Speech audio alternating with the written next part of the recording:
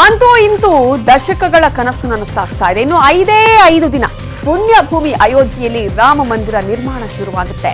ಪ್ರಧಾನಿ ಮೋದಿಯೇ ಬಂದು ಶಿಲಾನ್ಯಾಸವನ್ನ ನೆರವೇರಿಸುತ್ತಾರೆ. ಇವೆಲ್ಲದರ ನಡುವೆ ಒಂದು ಶಾಕಿಂಗ್ ನ್ಯೂಸ್ ಕೂಡ ಇದೆ. ಭೂಮಿ ಪೂಜೆ ಆಗುತ್ತೋ ಇಲ್ವೋ ಅನ್ನುವ ಡೌಟೂ ಇದೆ. ಅದ್ಯಾಕೆ ಅಂತೀರಾ? ಆ ರಿಪೋರ್ಟ್ ಇಲ್ಲಿದೆ. ರಾಮ ಮಂದಿರ ನಿರ್ಮಾಣಕ್ಕೆ ಕೌಂಟ್ ಡೌನ್. ಭವ್ಯವಾಗಿ ಕಂಗೊಳಿಸುತ್ತಿದೆ ಶ್ರೀರಾಮ ಜನ್ಮಭೂಮಿ.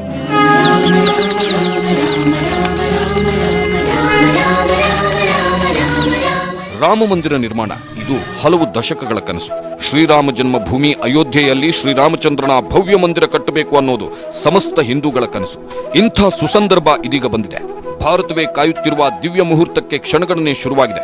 ರಾಮ ಮಂದಿರ ನಿರ್ಮಾಣಕ್ಕೆ ಇನ್ನು 5 ದಿನಗಳಲ್ಲಿ ಚಾಲನೆ ಸಿಗಲಿದೆ. ಆಗಸ್ಟ್ 5ರಂದು ಪ್ರಧಾನಿ ನರೇಂದ್ರ ಮೋದಿ ಬೆಳ್ಳಿ ಇಟ್ಟಿಗೆ ಇಟ್ಟು ಶ್ರೀರಾಮನ ಭವ್ಯ ಮಂದಿರ ನಿರ್ಮಾಣಕ್ಕೆ ಶಿಲಾನ್ಯಾಸ ನೆರವೇರಿಸಲಿದ್ದಾರೆ. ಇದಕ್ಕಾಗಿ ಅಯೋಧ್ಯೆಯಲ್ಲಿ ಸಿದ್ಧತೆಗಳೂ ನಡೆಯುತ್ತಿವೆ.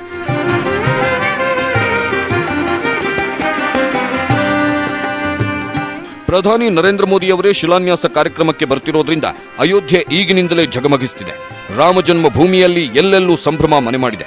ದೇಶದ ಎಲ್ಲಾ ಪವಿತ್ರ ನದಿಗಳ ಜಲ ಮಣ್ಣು ತರಲಾಗಿದ್ದು ಶಿಲಾನ್ಯಾಸ ಕಾರ್ಯಕ್ರಮಕ್ಕೆ ಬಳಕೆಯಾಗಲಿದೆ. ರಾಮ ಜನ್ಮಭೂಮಿ ಶಿಲಾನ್ಯಾಸ ಕಾರ್ಯಕ್ರಮ ಹೇಗಿರಲಿದೆ ಅಂತ ನೋಡೋದಾದ್ರೆ, ಆಗಸ್ಟ್ 5ರಂದು ಬೆಳಿಗ್ಗೆ 8ರಿಂದ 10ರವರೆಗೆ ಪೂಜಾ ಕಾರ್ಯ ನೆರವೇರಲಿದೆ. ಬಳಿಕ ಪ್ರಧಾನಿ ಮೋದಿ ಶಿಲಾನ್ಯಾಸ ನೆರವೇರಿಸಲಿದ್ದಾರೆ. ಕುಬೇರ ತಿಲಮಂದಿರದಲ್ಲಿ ರುದ್ರಾಭಿಷೇಕ ನಡೆಯಲಿದೆ. ಭೂಮಿ ಪೂಜೆಗೆ ಪುಣ್ಯಕ್ಷೇತ್ರಗಳಿಂದ ಮೃತ್ತಿಕೆಗಳನ್ನ ತರಲಾಗಿದೆ. ಮಂದಿರದ ಭೂಗರ್ಭಕ್ಕೆ ಕೃಷ್ಣನಗರಿ ಮಣ್ಣನ್ನು ಬಳಸಲಾಗುತ್ತೆ. ದೇಶದ ಪವಿತ್ರ ನದಿಗಳ ಪುಣ್ಯಜಲ ತರಲಾಗಿದೆ. ಹರಿದ್ವಾರ, ಪ್ರಯಾಗ, ವಾರಣಾಸಿಯಿಂದ ಗಂಗಾಜಲ ತರಲಾಗಿದೆ. ಅಲ್ಲದೆ ಕರ್ನಾಟಕದ ಕಾವೇರಿ ಜಲವನ್ನು ಬಳಕೆ ಮಾಡಲಾಗ್ತಿದೆ. ಇನ್ನು ಬದ್ರಿನಾಥ್, ಕೇದಾರ್ನಾಥ್, ನಾಸಿಕ್ನಿಂದ ಪವಿತ್ರ ಮಣ್ಣು ತಂದು ಶಿಲಾನ್ಯಾಸ ನೆರವೇರಿಸಲಾಗುತ್ತೆ. ರಾಮ ಜನ್ಮಭೂಮಿ ಶಿಲಾನ್ಯಾಸಕ್ಕೆ ಕೊರೋನಾ ಕರಿನೆರಳು. ರಾಮ ಮಂದಿರದ ಅರ್ಚಕ, ಸೆಕ್ಯೂರಿಟಿಗಳಿಗೂ ಸೋಂಕು. ಒಂದ್ ಕಡೆ ರಾಮ ಮಂದಿರ ನಿರ್ಮಾಣಕ್ಕೆ ಭವ್ಯ ಸಿದ್ಧತೆ ನಡೆಯುತ್ತಿದ್ರೆ, ಇನ್ನೊಂದು ಕಡೆ ಕಾರ್ಯಕ್ರಮಕ್ಕೆ ಕೊರೋನಾ ಸೋಂಕಿನ ಕರಿನೆರಳು ಆವರಿಸಿದೆ. ರಾಮ ಮಂದಿರದ ಪ್ರಮುಖ ಅರ್ಚಕರೊಬ್ಬರು ಸೇರಿದಂತೆ 16 ಮಂದಿ ಭದ್ರತಾ ಸಿಬ್ಬಂದಿಗಳಲ್ಲೂ ಕೊರೋನಾ ಸೋಂಕು ಕಾಣಿಸಿಕೊಂಡಿದೆ. ರಾಮ ಮಂದಿರದ ಪ್ರಧಾನ ಅರ್ಚಕ ಆಚಾರ್ಯ ಸತ್ಯೇಂದ್ರ ದಾಸ್ ಶಿಷ್ಯ ಪ್ರದೀಪ್ ದಾಸ್ ಅವರಲ್ಲಿ ಕೊರೋನಾ ದೃಢಪಟ್ಟಿದೆ. ರಾಮ ಮಂದಿರದ ಉಸ್ತುವಾರಿ ಹೊತ್ತಿದ್ದ ಪ್ರದೀಪ್ ದಾಸ್ ಅವರನ್ನ ಸದ್ಯ ಹೋಮ್ ಐಸೋಲೇಷನ್ಗೆ ಒಳಪಡಿಸಲಾಗಿದೆ.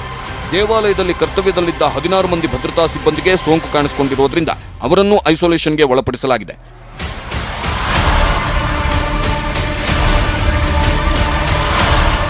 ಪ್ರಧಾನಿ ಮೋದಿ ಅವರಿಂದ ನಡೆಯುತ್ತಿರೋ ಭೂಮಿ ಪೂಜೆ ಕಾರ್ಯಕ್ರಮಕ್ಕೂ ಇದೀಗ ಆತಂಕ ಎದುರಾಗಿದೆ.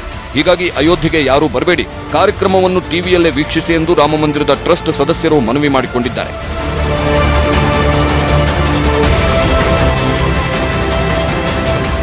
ಆಘಾತಕಾರಿ ವಿಷಯ ಅಂದ್ರೆ, ಶಿಲಾನ್ಯಾಸ ದಿನ ಹತ್ತಿರವಿದ್ದಂತೆಯೇ ಅಯೋಧ್ಯೆಯಲ್ಲಿ ಕೊರೋನಾ ಸ್ಫೋಟಗೊಳ್ಳುತ್ತಿದೆ. ನಿನ್ನೆ ಒಂದೇ ದಿನ ಅಯೋಧ್ಯೆಯಲ್ಲಿ 66 ಮಂದಿಯಲ್ಲಿ ಕೊರೋನಾ ಕಾಣಿಸಿಕೊಂಡಿದೆ.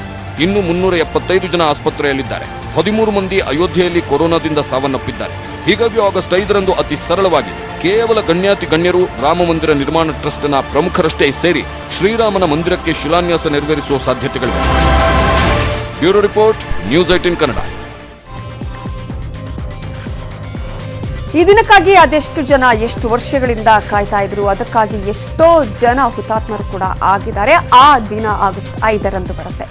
ಇನ್ನು ರಾಜ್ಯ ಸರ್ಕಾರ ಅನ್ಲಾಕ್ 3.0 ಮಾರ್ಗಸೂಚಿಗಳನ್ನ ಬಿಡುಗಡೆ ಮಾಡಿದೆ. ನಿನ್ನೆ ಕೇಂದ್ರ ಸರ್ಕಾರ ಬಿಡುಗಡೆ ಮಾಡಿರುವ ಮಾರ್ಗಸೂಚಿಯನ್ನೇ ಯಥಾವತ್ತಾಗಿ ಬಿಡುಗಡೆ ಮಾಡಲಾಗಿದೆ. ಯೋಗ ಕೇಂದ್ರ ಹಾಗೂ ಜಿಮ್ ತೆರೆಯೋದಕ್ಕೆ ಅನುಮತಿ ನೀಡಲಾಗಿದೆ. ಇಂಪಾರ್ಟೆಂಟ್ ಅಂದ್ರೆ ಇನ್ಮೇಲೆ ನೈಟ್ ಕರ್ಫ್ಯೂ ಇರೋದಿಲ್ಲ. ಜೊತೆಗೆ ಸಂಡೇ ಲಾಕ್ ಡೌನು ಇರೋದಿಲ್ಲ. ಸಾಮಾಜಿಕ ಅಂತರವನ್ನ ಕಾಯ್ದುಕೊಂಡು ಸ್ವಾತಂತ್ರ್ಯ ದಿನಾಚರಣೆ ಆಚರಿಸಬಹುದು. ಆಗಸ್ಟ್ 31ರವರೆಗೂ ಯಾವುದೇ ಶಾಲಾ ಕಾಲೇಜು ಜೊತೆಗೆ ಕೋಚಿಂಗ್ ಸೆಂಟರ್ಗಳನ್ನ ತೆರೆಯಬಾರದು ಅನ್ನುವ ಸೂಚನೆಯನ್ನ ನೀಡಲಾಗಿದೆ. ಹಾಗೆಯೇ ಮೆಟ್ರೋ ಸಂಚಾರ, ಸಿನಿಮಾ, ಥಿಯೇಟರ್, ಸ್ವಿಮ್ಮಿಂಗ್ ಪೂಲ್, ಪಾರ್ಕ್ಗಳ ನಿಷೇಧ ಮುಂದುವರಿಯಲಿದೆ. ರಾಜಕೀಯ, ಧಾರ್ಮಿಕ ಸಭೆ ಸಮಾರಂಭಗಳಿಗೂ ಅವಕಾಶ ಇಲ್ಲ.